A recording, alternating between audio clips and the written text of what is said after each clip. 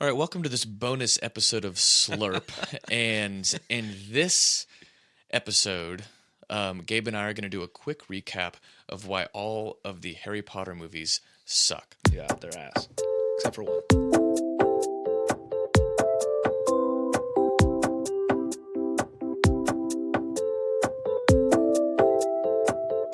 Sounds like you're kind of saying that Harry Potter sucks.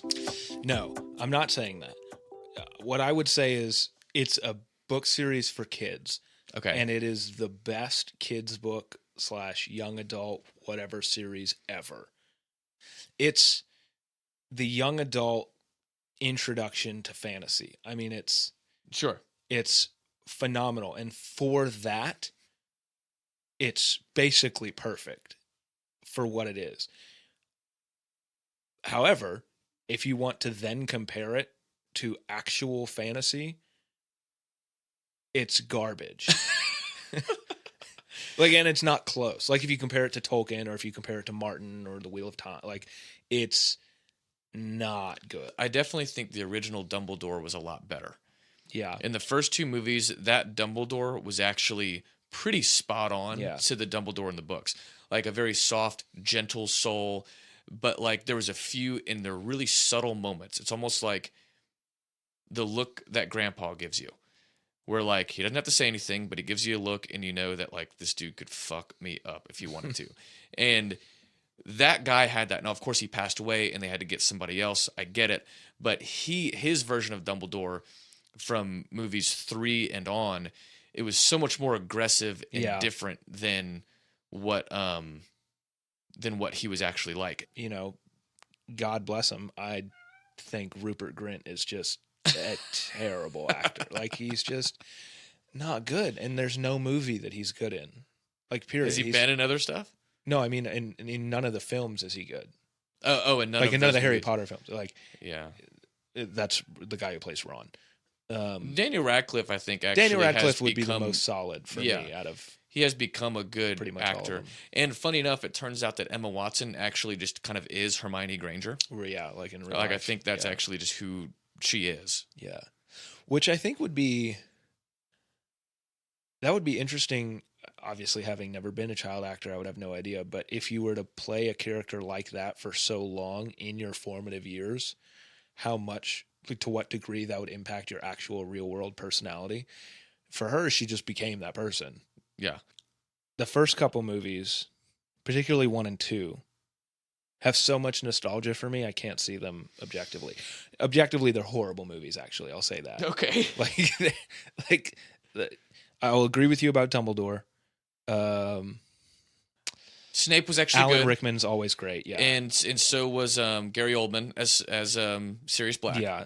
Thought he was awesome. Gary Oldman's great. Some of the actors were really, really good. The woman whoever plays McGonagall. Minerva, I can never remember that actress's name. I can't either, but she did a great job. Yeah. So they did kind of nail it. Some of those actors did a really good job, and I think actually did a good job at bringing that character to life. Hagrid, I think, is another good example of that. I mean, he was... So if you read the books, some of the acting was, I guess, a lot better than maybe I was initially giving it credit for. I think Dumbledore, because Dumbledore is such a... strong character in those books, the fact that the second... And maybe I should just cut him more slack, because that would suck to have the guy who nailed it then die. Obviously it sucks that he died, but just for creating the movies, as far as that goes, I don't know. That's tough. I think honestly, no, the second Dumbledore did wrong. Not do a good job. You were right. Aggressive is the right word. He was too aggressive. Totally wrong for that. And honestly, Gandalf, in the Lord of the Rings movies, just as Gandalf, I think would have made a better Dumbledore. Yeah. You know what I mean? Literally. You literally just put the character Gandalf. Yeah. And then maybe gave him a shinier robe. I didn't mind the 6th movie, and maybe it's because I love the part where Harry is so clearly on cocaine. Yes, yeah. But you want to know something funny about that? As I was talking to someone else, totally unrelated to, we were talking about Harry Potter, but earlier today, not knowing that I was going to talk about Harry Potter tonight, and they said that their favorite moment in all of the movies is the scene where Harry has drunk the Felix Felicitas and he's sitting with Slughorn, and Harry says something mildly inappropriate, and Slughorn goes, "Harry," and Harry goes, "Sir," and they were like, "That's my favorite part in all of the movies." The one that I got like really fucking pissed off where I almost walked out, I was like, I'm not watching the rest of this movie, is when they're in the cave and he's got the cup and he's trying to get the is it the locket? Yeah, the locket. And that whole scene is so mild and so like it's so meaningless. Like when you read it in the books, like the whole thing when he's drinking it, he's filled with like this horrifying regret of everything that he's done in his past and how he has fucked everything up and how everything that he's done is wrong and his life means absolutely fucking nothing.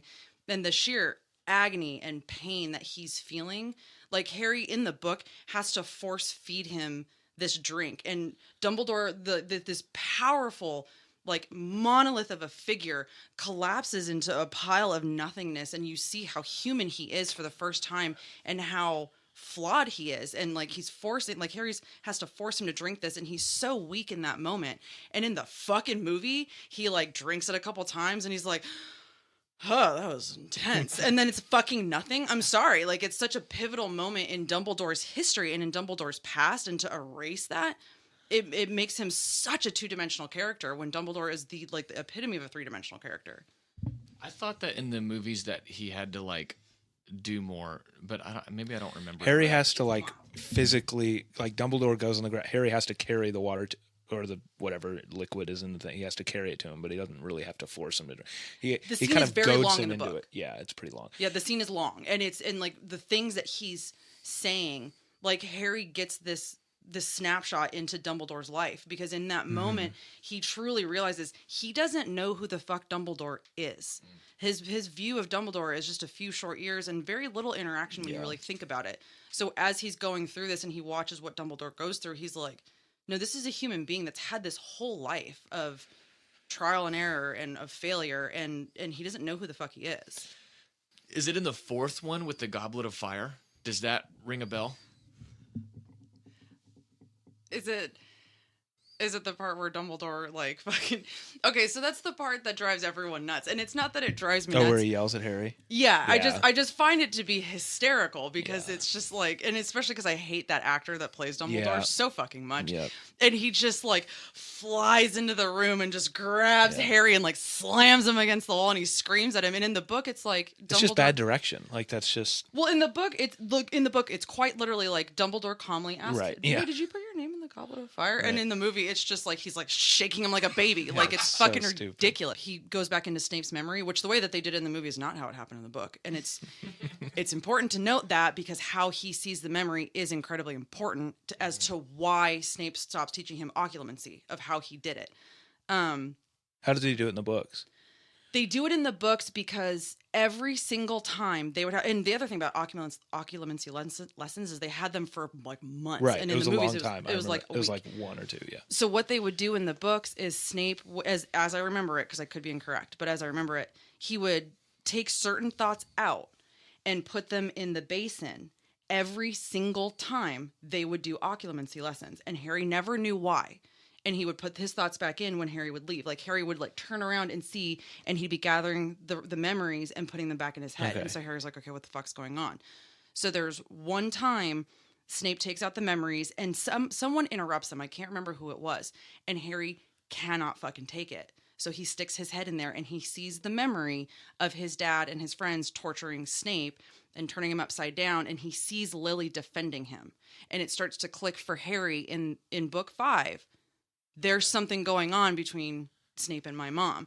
And like he's watching this memory, and in the book, like Snape's arms come around him and he yanks him out of the memory, and he's just beside himself because Harry, the son of his mortal enemy, saw that. He saw the embarrassment, and he like after that he can't even look at Harry. And it's a big factor into their relationship. Well, functionally though, in the movies, you couldn't do that. It's too long. Right. Well, I don't know that it's that much different. Like pretty much the same thing happens in the movies, just in a different way. Like he doesn't take the memories out and put them in the pensieve. That's what it was. But and it's much more of a Like Harry just gets mad at him because Snape's talking shit. Like it's stupider for sure because Harry's just like Snape's saying like I don't know, he's talking shit maybe about his dad, and then Harry goes into his brain like just whatever. Oh yeah. You see the same thing. He says something and then reverses it somehow. So as far as what we did decide that the movies did a good job with was a few of the characters. So Snape, the actor who played Snape, Alan Rickman, did a so great good. job. The first Dumbledore, great. Amazing. Sirius Black, Gary Oldman, Oh, he did great. really good. Bellatrix Lestrange, what's her name? Helena Bonham Carter. She was amazing. awesome. Dolores Umbridge, easily the best. Oh, fuck. Easily the best. She nailed as far as accuracy to the books. Like in the books, Yeah. you wanted to jump in the book and rip this woman's head off. In the movies, you wanted to jump in the screen and rip that. No, I if always I thought ever that meet that actress, character I'll was spit her over the face. top. No, she wasn't. No, not like relative to the books. Like the character. The character in general was over the Yeah, top. it's just over. Like, But I think and that doesn't make sense. Like that character does not make sense to me.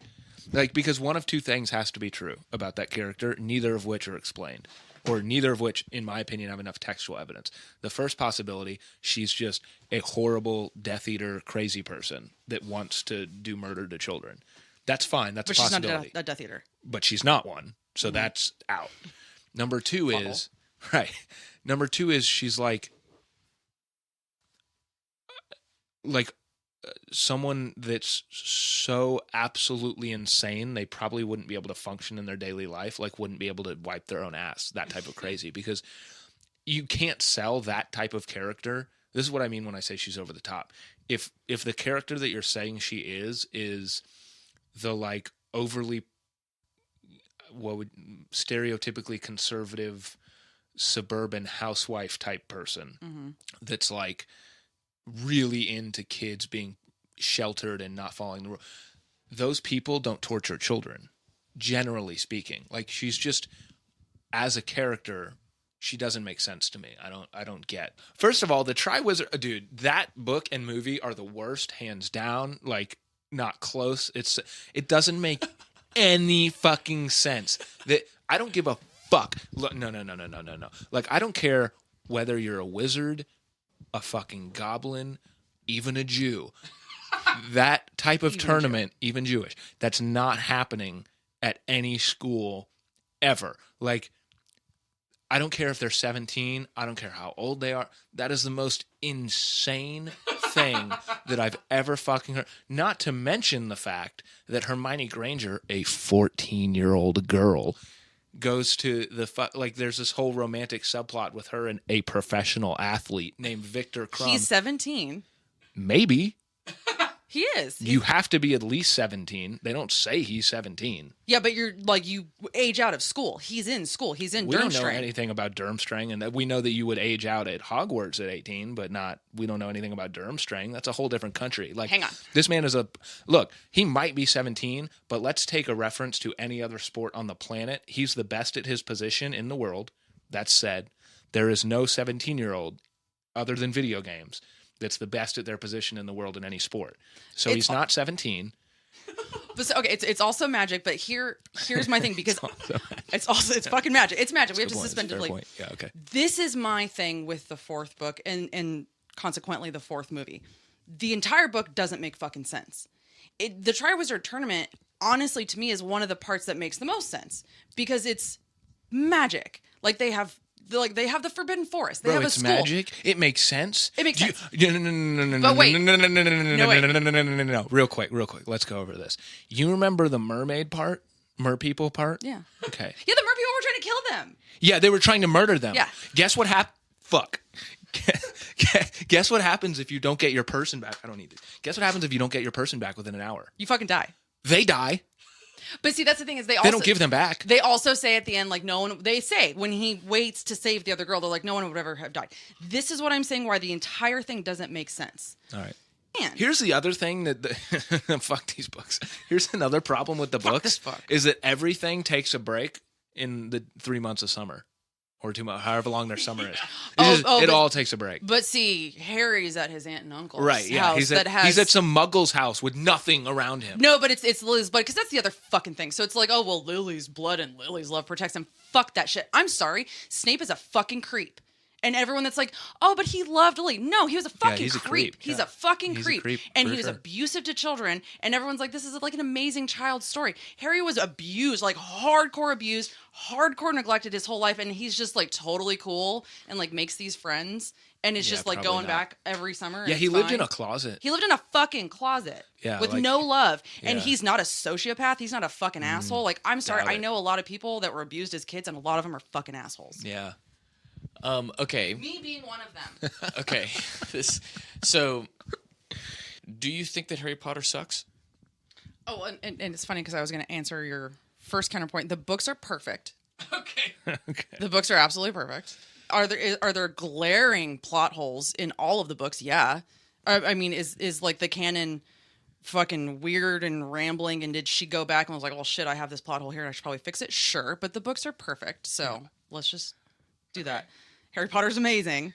Absolutely amazing. But it's so ludicrous. And the only part of the seventh movie that I've seen is like the very, very end when Harry kills Voldemort and he just dissolves into like... Yeah.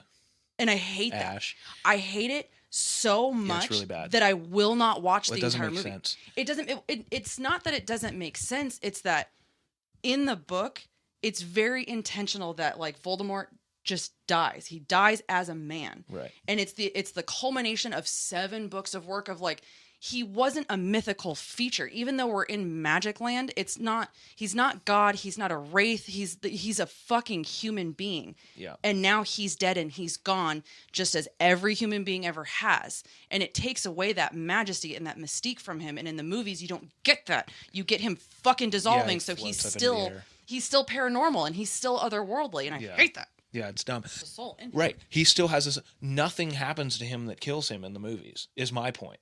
Like, nothing. There's nothing. Like, the last Horcrux is killed. This is what happens in the movie. I just watched it yesterday.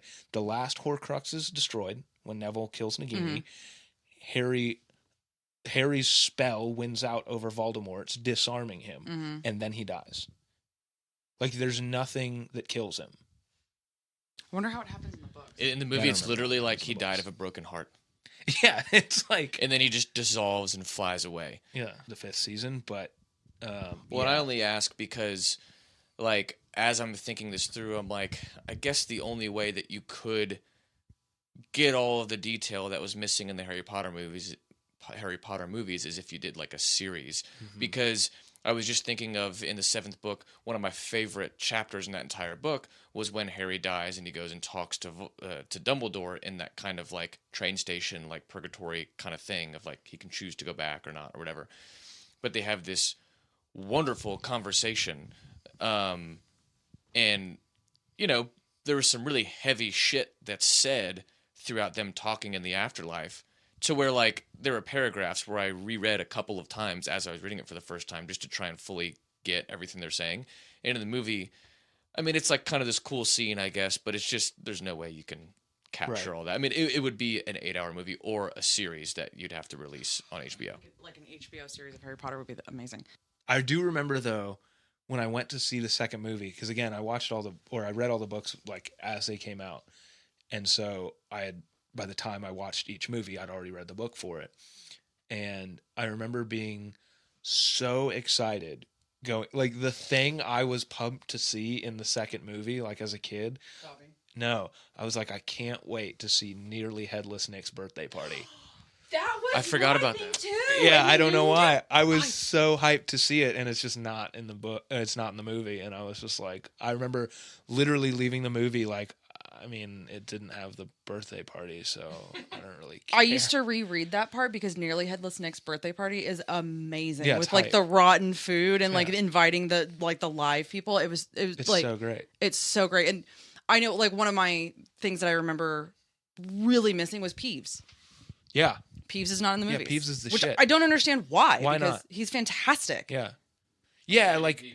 The poltergeist. The trickster guy. He's the poltergeist that fucks with literally everybody. Yeah. Like, and he doesn't discriminate. He fucks with literally everybody, and he's fucking with professors, and he's fucking with the kids. And then when not Bill and George, George and Fred and George, when they leave, when they finally like give the business to Dolores Umbridge, like Peeves helps them, and it's so cool because it's like Peeves had never ever shown favoritism towards anyone in the entire world, and like he finally helped them because he's like, yeah, fuck you, Umbridge, and it's fantastic. Wow. I do think Prisoner is. Why did you hate Prisoner? Because a lot of people think that that's of the movies, that's the best one. Okay, well, what people mean when they say that is it's the best film, which it is. Film, right? Like it's. Is this like a don't call football soccer kind of thing, or yes? Okay. Like they're not saying it's the best of the Harry Potter movies, like per se, right? They're not saying it's the best adaptation or it's the best as a Harry Potter movie. They're saying it's the best film, like as a film, because it is. Just as a film goes, it's the best film. Like if you were to put all the Harry Potter movies on the list of best films ever made, which none of them would crack the top 1,000, but it would be the highest. Okay. Out of all the other ones. I thought the twist at the end, I mean, just as those stories go, the twists at the end of each one of those first three were fucking amazing. Like in the first one, I would have never guessed it would have been stuttering Professor Quirrell. Yeah. I mean, as far as just mystery novels go or whatever the fuck, like that was amazing. And then in the second one, it's Ginny Weasley who has the book. Like, what? And then in the third one, Sirius Black's actually the good guy, and it's his fucking rat that's actually the rat. Yeah. And then in the fourth one, they had that with, like, I guess, the Apologies Potion, but I agree. I just don't think that, of the books, that was not one of my favorites. Honestly, I think my favorite book was the second and maybe, the fifth. I don't know. I do have to point. I mean, it's the most common and glaring plot hole of, I think, I would personally say, of the entire Harry Potter series, but that you would never see Peter Pettigrew on the Marauders map is the most glaring plot hole of the entire series.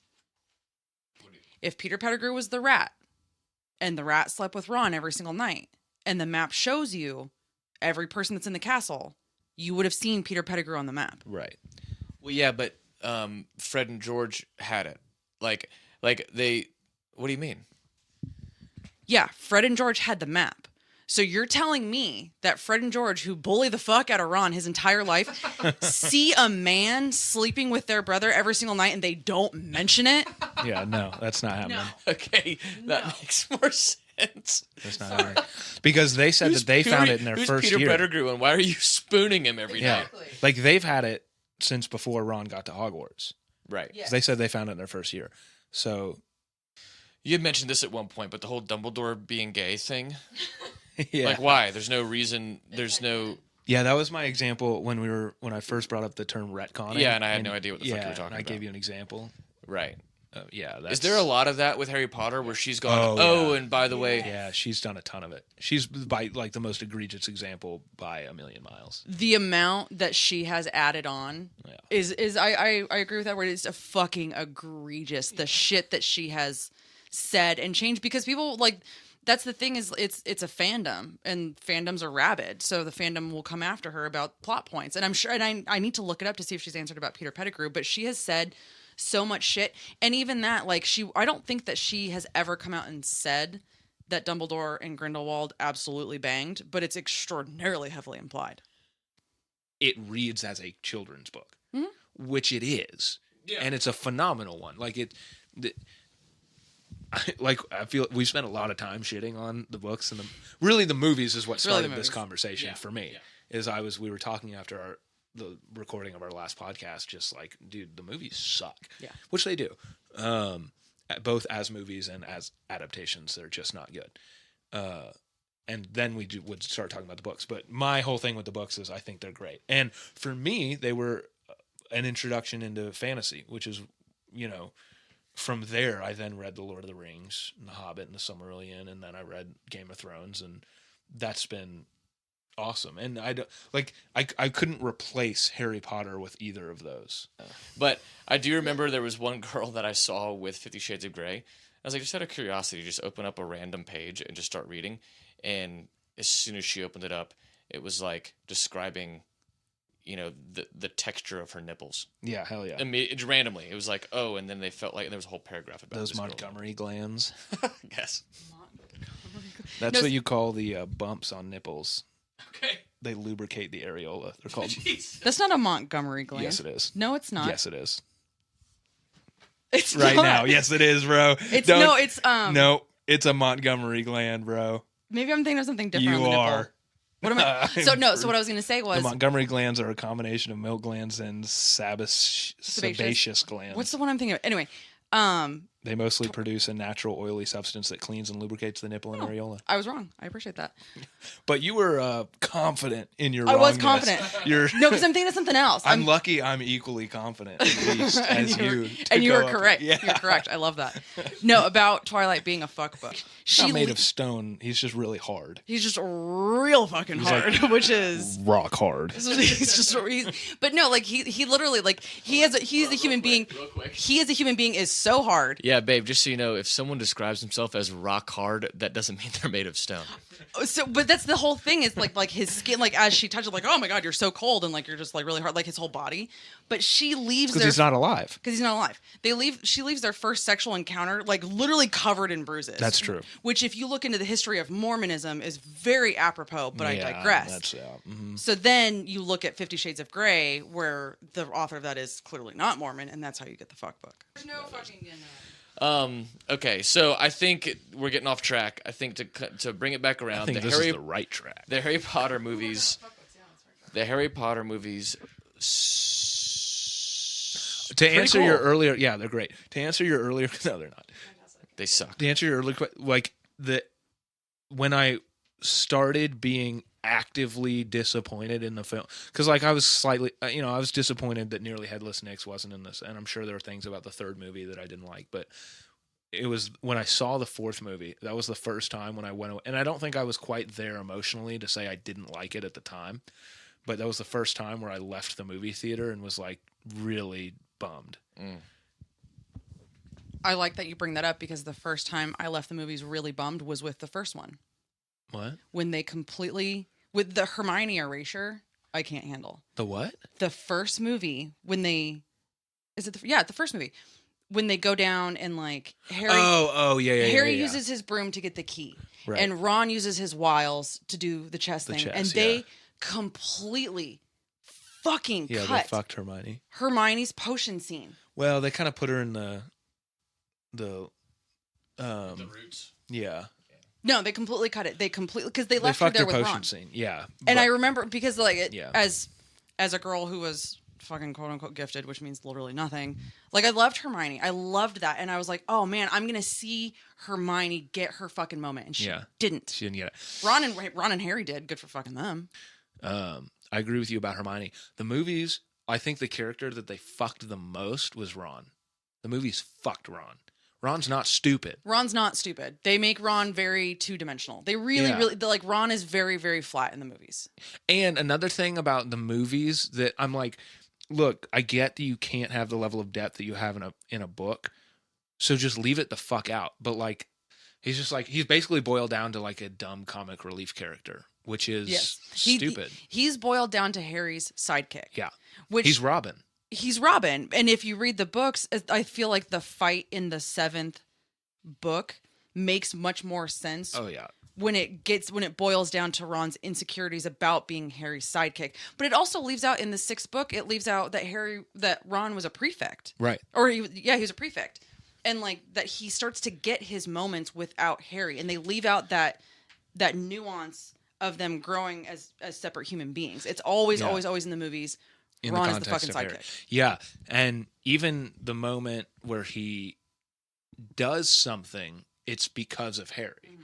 Like the moment where he makes the Quidditch team, even though Harry didn't actually give him the Felix Felicitas, in the movie, it's because Ron thought he did, or Ron thought that Harry had. Like every good thing that Ron does in the movies is precipitated by Harry, and every bad thing is Ron being dumb. Yeah. And in every fight that they have, insecure or jealous. Right, in every fight that they have, Ron's wrong. Yes. Harry's done nothing wrong, and Ron's just a dude. In the movies, Harry does not talk in his sleep, but you know who fucking does? Ron. Ron talks in his sleep in the movies. I think from what I remember, Yes.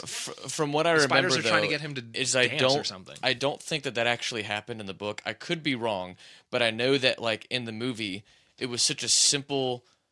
Felt like it was just a thrown-in solution. How are we going to get the Basilisk Fang? Oh, we have to go down to the Chamber of Secrets. How are we going to get in? No one speaks Parseltongue. And it's almost like while they were writing the script, they were like, "Oh shit, that's right. You have to open it with the password." Ron listens to Harry when he's sleeping. So yeah, okay. Yeah, and learns a language. Yeah, what? Dude. Excuse me? If I was, and not only does he learn a language, he knows what to say to open it. Yeah. Even if he knew that language, let's give him that. Let's say that Harry talks so much in his sleep, and Ron is such a linguistic genius, which doesn't make sense in the movies because you made him a fucking idiot. You're right. That he's able to learn the entire language of a snake. He learns he learns snake language by listening to someone's. But let's give him that. Okay. Let's give him all that. I'm giving him that. How does he know what to say? I don't know. How does he know? Like, dude, if I slept next to a Chinese man for 10 years, I wouldn't then say some Chinese shit and go, "Oh yeah, like Mr. Lee talks in his sleep, so now I know what to say." Yeah, talks in his sleep. Cool. The books. They just did it. Yeah, okay, so it's okay. Yeah, so he does imitate something that he hears, but it has a little. It makes more sense. Yeah, it's not Harry's sleep talks. And then he just listens and learns a language. Because what is he doing? He's saying open, open, open, open, open in his sleep like a freak. I don't know. Like, yeah, like how would you? Yeah, that makes. You learn a language. Sense. You learn rules of the language. It makes no sense. Wait, so. That's true. I just don't think my conclusion was initially like, "Oh, Ron wants to fuck Harry." That's not where I went. Personally. That's not where my head went either. No.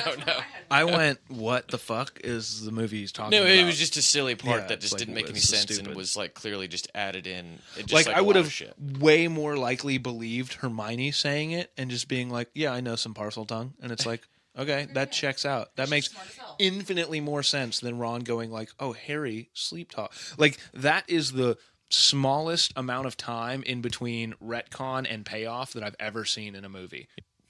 Yeah. Corporate greed. Gary Oldman, though.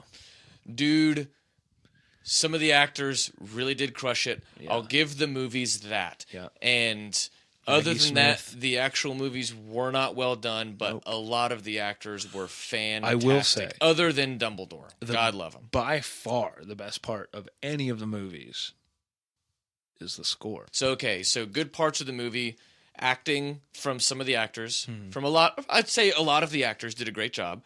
The score was fantastic, and they built Hogwarts, and visually it was very, very cool to see that come to life. And I know that like when you read something, your imagination can fill gaps that just people never can, but I'd say that they did a really good job at creating Hogwarts. Novels than Harry Potter, because most of them are absolute trash. That I can think of that you could even mention in the same breath, and I don't mean that to say I have something in my mind. I'm curious to see if they match. Okay, I don't mean that to say it's anywhere on the same level, but I'm just trying to think of anything that you really could even kind of fairly compare it to. Would be a series of unfortunate events. I was just thinking a series of unfortunate events. That. Oh, yes, I love that happened. Which are great books. They're fans. They're and amazing. Again, I think that the difference between those books and Harry Potter is as big as the difference between Harry Potter and something like The Lord of the Rings. Like